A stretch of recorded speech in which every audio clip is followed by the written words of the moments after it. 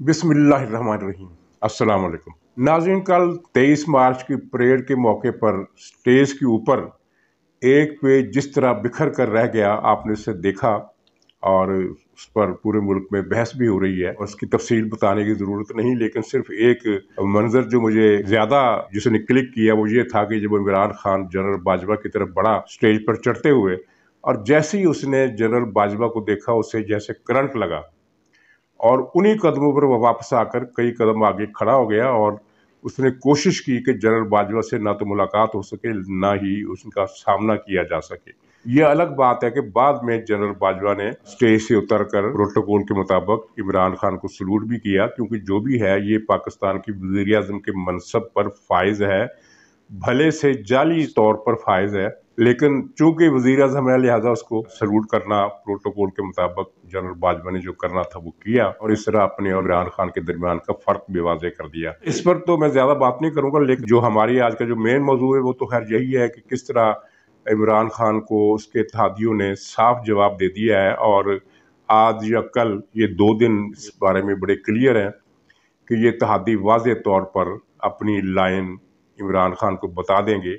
अगरचे इमरान खान को उसकी अपनी हुकूमत की जो एक कमेटी बनाई थी, राब्ता कमेटी, इसने सियासी कमेटी, उसने तमाम तर राब्तों के बाद इमरान खान को रिपोर्ट दे दी कि जनाब ये इत्तेहादी हमसे अब दूर हो गए, अब हमारी तरफ नहीं आएंगे, ये अपोजिशन के साथ मिल गए हैं। जिसके बाद इमरान खान पर मायूसी का अटैक हुआ और उसने फिर वो ऑल फॉल बका, जिसमें ये कहा कि मैं देखता हूं कि कौन पहले इस्तीफा देता है और मैं 27 को ऐसा कार्ड खेलूंगा, अपोजिशन की सारी चालें नाकाम हो जाएंगी। ज़ाहिर है उसको पता है कि कोई चाल अब कामयाब होने वाली नहीं है, बल्कि उसने तो इतराफ़ कर लिया कि मैं जा रहा हूं। इस पर बात करते हैं, लेकिन पहले 2 मौज़ूआत पर चंद सत्रों में तबसरा। एक तो ये जो जस्टिस काजी फाइज ईसा ने जो धमाका किया है वो अपनी नौयत में बहुत बड़ा है। उन्होंने इमरान खान की तरफ से जो रेफरेंस जिसके तहत वो ये मुतालबा कर रहा है कि सुप्रीम कोर्ट वफादारी बदलने वालों को ताहयात नाअहल करार दे, उस रेफरेंस का असल में मकसद यही है, अगरचे अल्फाज उसके हैं वो रहनुमाई वाले। तो उस पर चीफ जस्टिस ने एक बेंच बना दिया, तो जस्टिस फाइज ईसा ने उस पर एतराज़ उठाया और कहा है कि किसी सीनियर जज को शामिल नहीं किया गया, ये मुसल्लमा असूलों के खिलाफ है और ये खिलाफ आइन है, और जो बेंच खिलाफ आइन बनेगा वो आइनी फैसले कैसे दे सकता है। और इस एतराज़ की तफसील उन्होंने अपने ख़त में लिखी है, जो लिखा हुआ ख़त है कि ये लैंडमार्क हो जाएगा कानून की हिस्ट्री में, लेकिन ये हवा का रुख भी बदल देगा।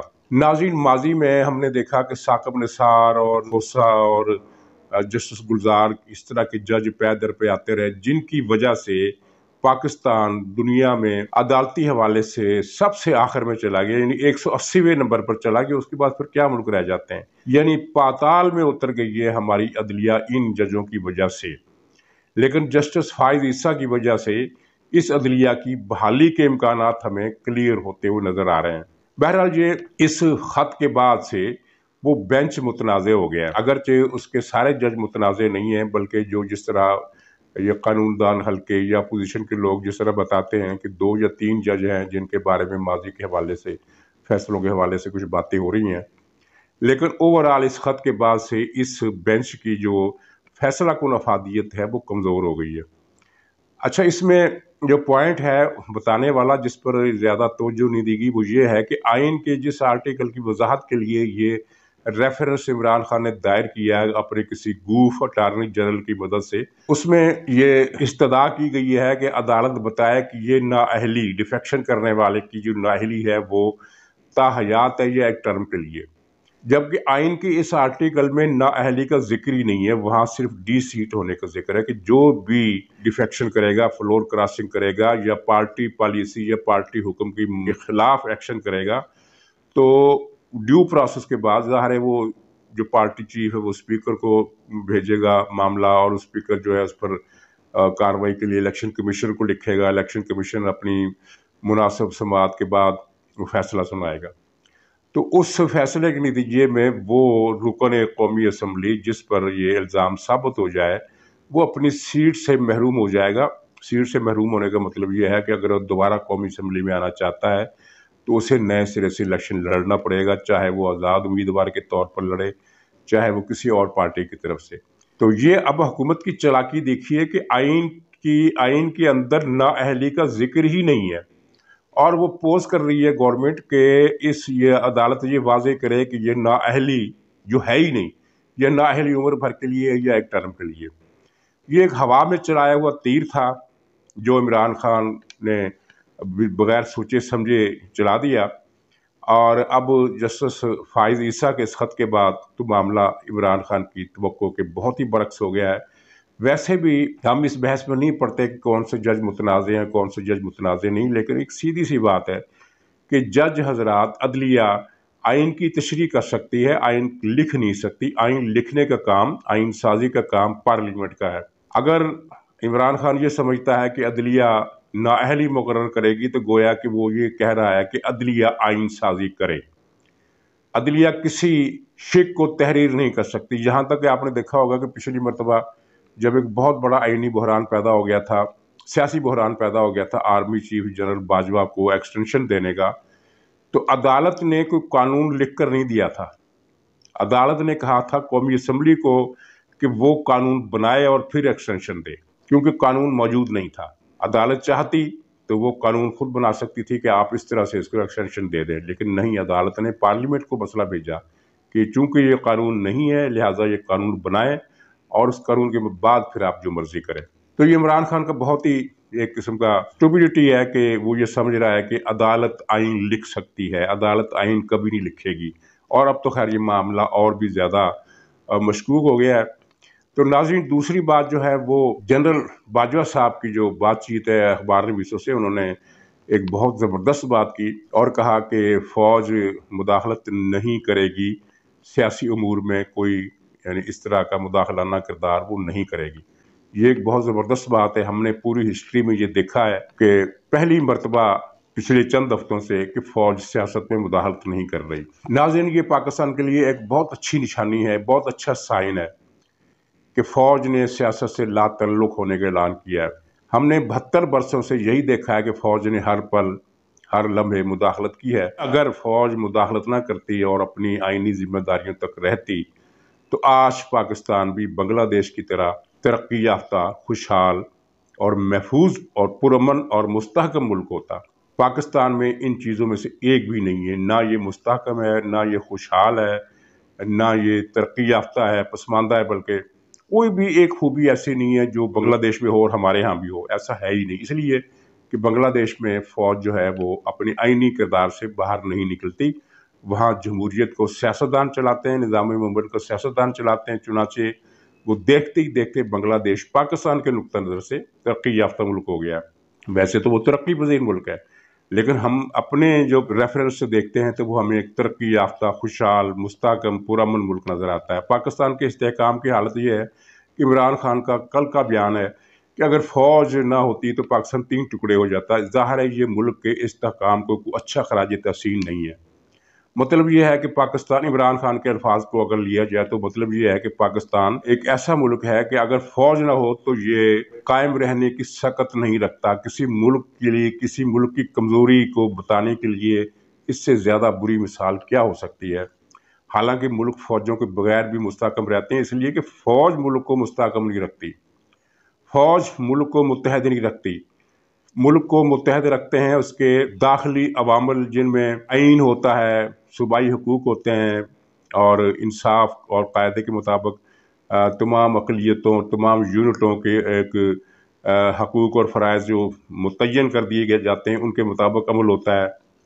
फ़ौज मुल्क का दिफा करती है, मुल्क को मुत्तहद नहीं करती। दुनिया के किसी भी मुल्क में फ़ौज मुल्क को मुत्तहद नहीं करती। अगर फ़ौज मुल्क को मुत्तहद करती तो सोवियत यूनियन, जिसकी आर्मी पीपल्स आर्मी के बाद, चीन की पीपल्स आर्मी के बाद दुनिया की सबसे बड़ी फ़ौज थी, वो सोवियत यूनियन को मुत्तहद नहीं रख सकी। इसलिए कि सोवियत फ़ौज ने ये किरदार अपने ज़िम्मे कभी लिया ही नहीं था। उस फेडरेशन को, कन्फेडरेशन को मुत्तहद रखने का काम सियासतदानों का था, और ये एक मसनूई रियासत थी, ये मसनूई बंदोबस्त था कि 16-17 मुल्कों को मिलाकर आपने एक ही मुल्क बना दिया। तो वो जब टाइम आया तो वो टूट गया, और किसी ने सोवियत यूनियन की फ़ौज को ब्लेम नहीं दिया कि वो मुल्क को मुत्तहद नहीं रख सकी, इसलिए कि ये फ़ौज का तो काम ही नहीं था। फ़ौज का काम दिफा होता है। तो ये इमरान खान ने जो कहा है कि अगर फ़ौज ना होती तो मुल्क हमारा 3 टुकड़े हो जाता है, इसका मतलब ये है کہ ملک کے اندر استحکام نام کی کوئی چیز موجود نہیں رہی ہے، اور قومی وحدت اور قومی یکجہتی جو ہے اس کو بھی انہوں نے برباد کر دیا ہے عمرانی ٹولے نے، اور اسی لیے وہ کہہ رہا ہے کہ فوج نہ ہوتی تو ملک متحد نہ رہتا۔ ہاں، تو میں عرض کر رہا تھا کہ اگر فوج پاکستان کے معاملات میں، سیاسی معاملات میں مداخلت نہ کرتی، جو ایوب خان نے شروع کی اور یحییٰ خان نے بیڑا غرق کیا، پھر ضیاء الحق آ گیا اس نے بیڑا غرق کیا، پھر مشرف آ گیا اس نے بیڑا غرق کیا، پھر عمران خان کی شکل میں ہمیں ایک غیر اعلانیہ مارشل لا کا سامنا ہوا، تو اس کی وجہ سے اب پاکستان کی حالت یہ ہو گئی ہے جو آپ دیکھ رہے ہیں اور جو بیان کرنے کے قابل نہیں ہے۔ تو یہ جنرل باجوہ صاحب کو ہم مبارکباد دیتے ہیں کہ انہوں نے فوج کو سیاست سے دور رکھنے کا جو فیصلہ کیا ہے، یہ ملک کے عین مفاد میں ہے، اور ان کی ملک دوستی کا ثبوت ہے کہ انہوں نے فوج کو سیاست، ہاں انہوں نے ایک بات کی کہ فوج مداخلت کرے تو بھی اسے گالی پڑتی ہے، اور فوج مداخلت نہ کرے تو بھی اسے گالی پڑتی ہے۔ تو اس میں تھوڑی سی یہ وضاحت ضروری ہے کہ اگر فوج مداخلت نہیں کر رہی تو جو لوگ گالی دے رہے ہیں وہ ایک حقیر اقلیت ہیں، وہ اس سے زیادہ کچھ نہیں ہے۔ وہ نظر صرف اس لیے آ رہے ہیں کہ وہ سوشل میڈیا جو پچھلے دور میں کچھ اداروں کی طرف سے بنایا گیا، اس میڈیا پر وہ لوگ بیٹھے ہوئے ہیں جو فوج کی گالی دے رہے ہیں۔ پبلک میں فوج کے اس کردار کو جو جنرل باجوہ صاحب نے متعین کیا ہے، پسندیدہ نظروں سے دیکھا جا رہا ہے، اس کی تعریف کی جا رہی ہے، کوئی گالی نہیں دے رہا۔ اس حقیر اقلیت کو جو صرف سوشل میڈیا پر بیٹھی ہوئی ہے، اس کو بنیاد بنا کر ہم یہ نظریہ قائم نہیں کر سکتے کہ فوج کو گالی پڑ رہی۔ یہ چند لوگ ہیں، یہ چند سے مراد ہے کہ درجن ہوں گے، 2 درجن ہوں گے، مجھے صحیح پتہ نہیں، لیکن پی ٹی آئی نے جو سوشل میڈیا کا سینٹر بنایا ہوا ہے اس میں کتنے لوگ ہوں گے آخر؟ ہزاروں کی تعداد میں لوگ تو نہیں ہیں۔ جعلی اکاؤنٹ بے شک ان کے کافی سارے ہیں، لیکن بنیادی طور پر وہ کچھ ایک خاص گنتی میں ہے، اس سے زیادہ نہیں ہے۔ اگر وہ گالی دیتے ہیں تو اس گالی کی پرواہ نہیں کرنی چاہیے۔ پورا ملک جب تعریف کر رہا ہے تو یہ چند گدھے قسم کے لوگ اور اینٹی اسٹیٹ قسم کے لوگ اگر گالی دیتے ہیں تو انہیں بکنے دیں یا انہیں پکڑ لیں۔ اور سب کو پتہ ہے یہ کون لوگ ہیں، وہ کنول شوذب نے گالی دی ہے اپنے اسپیس میں بیٹھ کر فوج کو، اور گندے الزامات لگائے ہیں کہ فوج ہمارا خون چوستی ہے اور فوج پیسے کھا جاتی ہے، تو اس کو پکڑنا چاہیے۔ یہ ایف آئی اے جو عمران خان کے جھوٹ کو اگر کوئی پکڑ لے کہ عمران خان نے فلاں جھوٹ بولا ہے تو یہ اس کو بلا لیتے ہیں، تو یہ کنول شوذب کو پکڑیں نا اور اسے گرفتار کریں اور اس پر مقدمہ چلائیں۔ فوج کے خلاف نفرت پیدا کرنے کا، فوج کے خلاف بک بک کرنے کا، فوج کو گالی دینے کا یہ مقدمہ چلائیں اس پر۔ اور جنرل صاحب نے یہ بھی ٹھیک بات کی کہ میڈیا میں اچھے لوگ نہیں ہیں، انسان بن جائیں، اور یہ میڈیا اس طرح کی کچھ باتیں کی ہے۔ تو بلا شبہ میڈیا میں برے لوگ بھی ہیں، اچھے لوگ بھی ہیں، لیکن میرا خیال ہے کہ اکثریت برے لوگوں کی نہیں ہے۔ ٹھیک ہے، چند لوگ ہیں، 2-4 درجن ہوں گے، کوئی صدیق جان ہوں گے، کوئی مقبول جان ہوں گے، کوئی تمنچا جان ہوں گے، لیکن یہ تھوڑے لوگ ہیں، زیادہ لوگ نہیں ہیں۔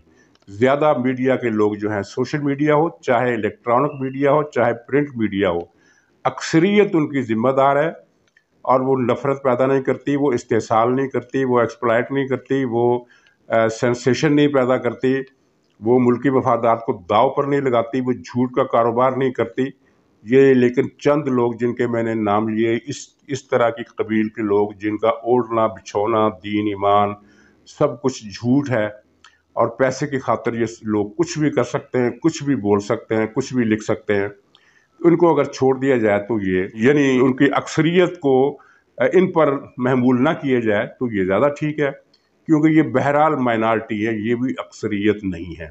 اصل میں طاقت ایک ایسی چیز ہوتی ہے جو اقلیت کو اکثریت پر محمول کرا دیتی ہے۔ مثلاً آپ کو یاد ہوگا کہ جب عمران خان کی حکومت آئی تو ایک حکم نازل ہوا ڈنڈے کے زور پر کہ آپ نے عمران خان پر تنقید نہیں کرنی ہے، کوئی منفی خبر نہیں دکھانی ہے۔ ظاہر ہے کہ ڈنڈے کا حکم تھا، تو میڈیا اتنا ڈر گیا کہ 1.5-2 سال تک تو میڈیا میں کوئی بڑے سے بڑا سکینڈل بھی جگہ نہیں پا سکا۔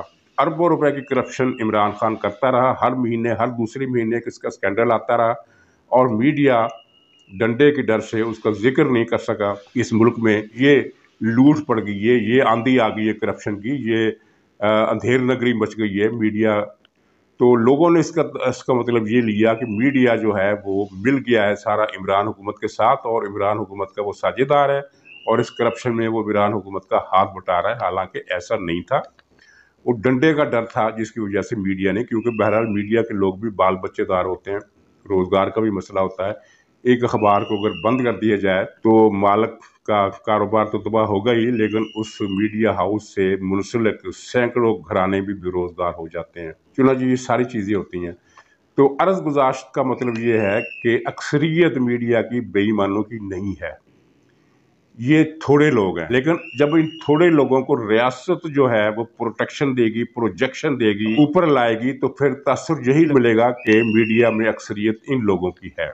तो नाज़रीन, जो हलचल है, जो तूफान है, जो अपने क्लाइमेक्स पर पहुंच गया है, उसका जो फाइनल है अब हफ्ता इतवार पीर इन 2-3-4 दिनों में सामने आपके आ जाना है, आपको पता है। और इमरान खान ने भी मान लिया है, और वो उसने बदहवासी में उसने ये कहा कि मैं इस्तीफा नहीं दूंगा, हुकूमत छोड़ दूंगा। इन दोनों फिगरों में क्या मतलब है, कुछ ना समझे खुदा करे कोई।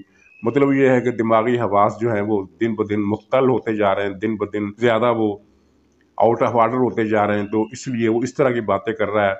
और फिर उसने ये भी कहा है कि मैं हुकूमत से महरूम होने के बाद घर में नहीं बैठूंगा। आगे तो उसने नहीं कहा, लेकिन मैं कह देता हूँ कि घर में किसने कहा कि तुम घर में बैठोगे, तुम जेल की चक्की पीसोगे, घर में बैठने की तो किसी ने बात ही नहीं की है। फिर ये कहा कि मैं 27 तारीख को एक धमाका करूंगा, अपने पत्ते दिखाऊंगा और अपोजिशन को पता चल जाएगा। वो पता क्या दिखाएगा, ये उसके जो हामी एंकर हैं टीवी पर चंद लोग, वो कहते हैं कि ये उस दिन किसी बड़ी बरतरफी का ऐलान करेगा। हो सकता है, लेकिन नाज़रीन मेरी समझ में नहीं आता कि किसी बरतरफी का ऐलान किसी जलसा-ए-आम में कैसे हो सकता है। बहरहाल देखते हैं वो 27 तारीख को क्या जलसा करता है। और दूसरा मतलब ये भी लिया जा रहा है कि वो इतना बड़ा जलसा करेगा कि अब इत्तेहादी पार्टियाँ वापस आ जाएंगी। ये तो खैर दूर की बात है। इमरान खान के अपने अल्फाज है कि मैं जो 17 तारीख को पत्ता शो करूंगा, उसके बाद इत्तेहादी पार्टियां वापस आ जाएगी। तो मेरा ख्याल है उसका मतलब यही है कि मैं एक बड़ी बरतरफी करूंगा, और जब इत्तेहादी पार्टियां देखेंगी कि पांसा पलट गया है तो फिर वापस हमारी तरफ आ जाएंगी। हालांकि अगर वो किसी बड़ी बरतरफी का ऐलान करता है तो पांसा नहीं पलटेगा, उसकी अपनी छुट्टी जो है वो इस तरीके से हो जाएगी जो अदरवाइज अदम एतमाद के जरिए होनी है, वो किसी और तरीके से हो जाएगी।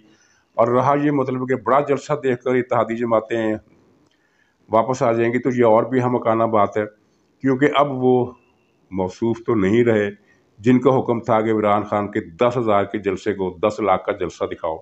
अब तो जितने लोग तुम इकट्ठे कर सकोगे मीडिया उतने ही दिखाएगा, और मीडिया ये भी बताएगा कि ये लोग पंजाब और पख्तूनख्वा की हुकूमत के सरकारी वसाइल को इस्तेमाल करते हुए ट्रकों में भर भर कर लाए गए, और इस तरह भर भर कर लाने के बावजूद भी इनकी गिनती 10,000 से ज़्यादा नहीं हो सकी।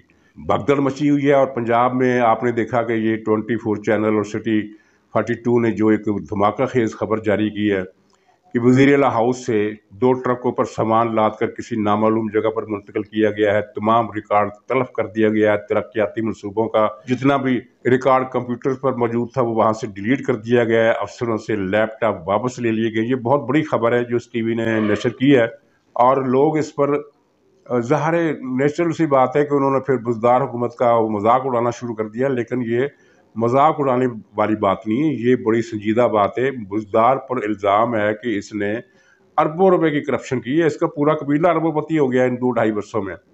और सिर्फ बुज़दार नहीं बल्कि वो खावर मनिका, उसकी पूरी फैमिली अरबोपति हो गई है। उनके पास कारों के बीड़े आ गए, फ्लीट आ गए, और हर कार कई करोड़ रुपए की मिल्कियत है। ये सब इमरान खान की मेहरबानी से। तो बहरहाल बुज़दार सरकार ने जितनी करप्शन की है वो यूं समझिए कि वो करप्शन की आंधी नहीं है बल्कि करप्शन का सुनामी है। तो ये सारा रिकॉर्ड गायब होना कोई अच्छी बात नहीं है। जो एजेंसियां मुल्क की, नैब तो चलिए छोड़िए, वो तो इमरान खान का वो ज़ाती मुलाज़म है जावेद इकबाल, उसके से तो कोई तवक्को नहीं। लेकिन जो बाकी एजेंसियां हैं वो क्या कर रही हैं कि वज़ीर-ए-आला हाउस में इतनी बड़ी करप्शन हुई है और इतना बड़ा रिकॉर्ड घपले गायब किए जा रहे हैं। सब कुछ एक आंधी, एक सुनामी आ गया करप्शन का और सबूत मिटाने का, तो कोई इदारा हरकत में नहीं आया। ये अपनी जगह एक अफसोसनाक बात है और हैरतनाक बात भी, लेकिन ज़्यादा हैरतनाक बात भी नहीं है।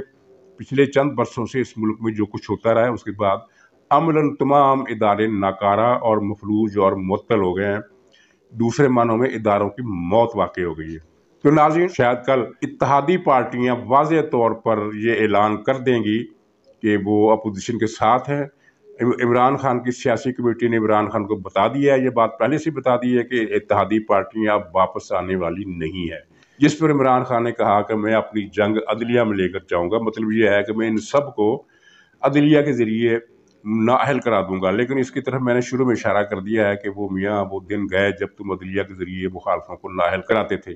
نہ وہ کھوسا ہے، نہ وہ ثاقب نثار ہے، نہ جسٹس گلزار ہے، نہ وہ عظمت سعید ہے۔ وہ یہ چاروں کو پہلے تو لاؤ، بحال کرو، پھر تم عدلیہ سے ڈیفیکشن والے ایم این ایز کو چھوڑو، پھر تو تم اتحادی جماعتوں کو بھی نااہل کرا سکتے ہو۔ ان ججوں نے یہی کرنا ہے کہ آئین میں تو نہیں لکھا، لیکن ہم فیصلہ دے رہے ہیں کہ جو عمران خان کی مخالفت کرے گا وہ ساری عمر کے لیے نااہل ہو جائے گا۔ لیکن ایسا فیصلہ لکھنے والے چاروں اب ماشاءاللہ ریٹائر ہو چکے ہیں، اور ریٹائر بھی ایسے ہوئے ہیں کہ پبلک میں نظر نہیں آتے، کسی کو منہ دکھانے کے قابل نہیں رہے۔ بات میں کر رہا تھا کہ یہ کل تک یہ اتحادی پارٹیاں اعلان کر دیں گی، اور تبدیلی صورتحال میں یہ ہو گئی ہے کہ یہ جو ڈیفیکشن والے ایم این ایز جنہوں نے بغاوت کی ہے، ان کو فی الحال اپوزیشن نے ریزرو میں رکھ دیا ہے، کیونکہ ان کے بغیر ہی تحریک عدم اعتماد کامیاب ہو جائے گی، بلکہ ہو چکی ہے۔ جب یہ اتحادی پارٹیاں علیحدگی کا اعلان کر دیں گی اور جو 25 30 40 جتنی بھی ارکان آپ کہیں وہ باغی ہو گئے ہیں، تو عمران خان کی میجارٹی تو کب کی ختم ہو گئی۔ اسی لیے تو بلاول بھٹو نے یہ کہا ہے کہ عمران خان اب سابق وزیر اعظم بن چکا ہے، یعنی یہ سابق ہونے کے باوجود مسلط ہے۔ جس طرح وہ ایک امریکہ اور افریقہ میں ایک ٹریڈیشن ہے، افریقہ سے چلی تھی اور امریکہ یورپ کی فلم انڈسٹری میں آ گئی اور وہاں کے کلچر کا حصہ بن گئی ہے، جس کو کہتے ہیں زومبی۔ یہ افریقہ نژاد جو کاشتکار تھے کیریبین کے جزیروں میں امریکہ کے پاس آباد ہوئے، تو وہاں ایک کہانی بنی بنائی ہے، کچھ جھوٹ ہے کچھ سچ ہے۔ سچ تو کیا ہوگی، جھوٹ ہی ہے، لیکن کوئی نہ کوئی معاملہ اس کے نیچے تھا۔ وہ یہ تھا کہ جو مرے ہوئے انسان ہیں ان کو قبروں سے نکال کر کوئی جادوگر، کوئی زمیندار تھا وڈیرا وہاں کا، تو اس نے ان پر ایسا عمل کیا کہ پھر وہ کھیتوں میں کام کرنے لگے۔ تو ظاہر ہے یہ بڑی سود مند قسم کا معاملہ تھا، فائدہ مند، کیونکہ جو زومبی ڈیڈ باڈی مرے ہوئے لوگ کام کر رہے ہیں، مرے ہوئے لوگوں کو نہ روٹی چاہیے کھانے کے لیے، نہ چائے چاہیے پینے کے لیے، نہ کپڑے چاہیے پہننے کے لیے، یعنی ان کو آپ نے کچھ بھی تنخواہ نہیں دینی ہے، بلکہ بس ان سے کام لینا ہے۔ یہ ہے ساری بکواس، لیکن ایک تصور ایسا پاپولر ہوا ہے کہ اب وہاں امریکہ، یورپ اور آسٹریلیا میں یہ زومبی کا ایک کلچر بن گیا اور زومبیوں کے میلے منعقد ہوتے ہیں۔ تو عمران خان ایک زومبی ہے، یعنی ایک ایسا مردہ جو اپنے مردہ ہونے کی حیثیت سے انکار کر رہا ہے اور کہہ رہا ہے کہ میں تو نہیں مرا، میں تو زومبی ہوں۔ اور پھر زومبی کا علاج یہ ہوتا ہے کہ اس کو ایک زوردار تھپڑ رسید کیا جائے تو وہ زومبی گر جاتا، پھر دوبارہ وہ زومبی نہیں بنتا، پھر وہ نہیں اٹھتا۔ تو یہ اس کی اوقات بھی اتنی رہ گئی ہے، ایک آخری تھپڑ کی اس کو پڑھنے کی دیر ہے، اور یہ اس کے جو زومبی پنا ہے یہ نکل جائے گا، اور یہ سابق سچ مچ پھر واقع سابق ہو جائے گا۔ تو ناظرین، آج اور کل جو واقعات ہونے ہیں وہ بہت ہی کلیئر کٹ ہونے ہیں، اتنے کلیئر کٹ کے پچھلے چند ہفتوں میں جو واقعات ہوئے تھے ان سے زیادہ بڑھ کر، اور منظر جو ہے وہ بالکل ایک آئینے کی طرح آپ کو صاف نظر آئے گا کہ اب کیا ہو رہا ہے اور کب کیا ہونا ہے۔ تو اس کی اس طرح میں مت آئیے کہ میں 27 تاریخ کو دھماکہ کرنے والا ہوں۔ 27 کو یہ دھماکہ کرنے کے قابل نہیں رہا، اگر اس نے دھماکہ کرنے کی کوشش کی تو خود ہی پھٹ جائے گا۔ تو ناظرین اجازت دیجیے، انشاءاللہ پھر ملاقات ہوگی، تب تک کے لیے خدا حافظ۔